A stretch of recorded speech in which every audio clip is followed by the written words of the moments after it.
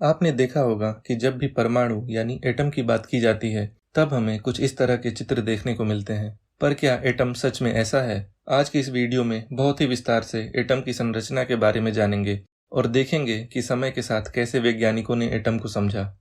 तो एटम शब्द असल में ग्रीक भाषा के शब्द एटोमोस से लिया गया है, जिसका मतलब होता है जिसे काटा ना जा सके। 19वीं सदी के प्रारंभ में जॉन डाल्टन नाम के एक वैज्ञानिक ने बहुत सारे प्रयोगों से निष्कर्ष निकाला कि एटम किसी भी चीज की सबसे छोटी इकाई है। मतलब कोई भी चीज एटम से मिलकर बनी होती है और ये एटम्स भी अलग अलग प्रकार के होते हैं जिनका भार अलग अलग होता है। अब आते हैं सन 1897 में जे थॉमसन नाम के एक वैज्ञानिक ने एक ग्लास ट्यूब ली और उसमें से बहुत सारी हवा खींच के निकाल दी और ट्यूब के एक सिरे पर फ्लोरोसेंट स्क्रीन लगा दी। अब उन्होंने ट्यूब के अंदर इस तरह से दो मेटल की प्लेट लगाई।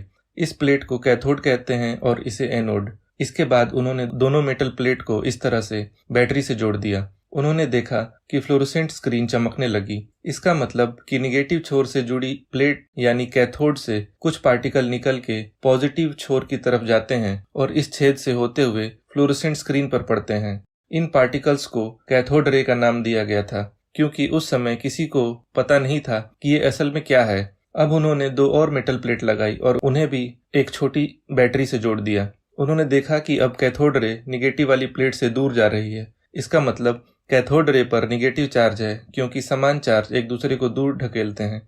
उन्होंने इस विस्थापन को मापा और पाया कि कैथोड रे असल में पार्टिकल से बना है जो एटम से भी बहुत छोटे हैं और उन पर निगेटिव चार्ज है। इसका मतलब कि एटम, जिसे अभी तक सबसे छोटी इकाई माना जाता था, उसके अंदर और भी छोटे पार्टिकल्स होते हैं। इन पार्टिकल्स को इलेक्ट्रॉन का नाम दिया गया। अब थॉमसन ने सोचा कि इलेक्ट्रॉन पर तो निगेटिव चार्ज है पर पूरे एटम पर कोई चार्ज नहीं होता। इस आधार पर उन्होंने बताया कि एटम एक तरबूज की तरह है जिसमें पूरा तरबूज पॉजिटिव चार्ज होता है और इसमें इलेक्ट्रॉन्स तरबूज के बीज की तरह बिखरे रहते हैं। इसे थॉमसन का वाटरमेलन मॉडल या प्लम पुडिंग मॉडल बोला जाता है। अब आते हैं सन 1911 में। अर्नेस्ट रदरफोर्ड नाम के एक वैज्ञानिक अल्फा पार्टिकल्स का कुछ एक्सपेरिमेंट कर रहे थे। इन पार्टिकल्स पर पॉजिटिव चार्ज होता है और इनका भार इलेक्ट्रॉन से लगभग 7200 गुना ज्यादा होता है।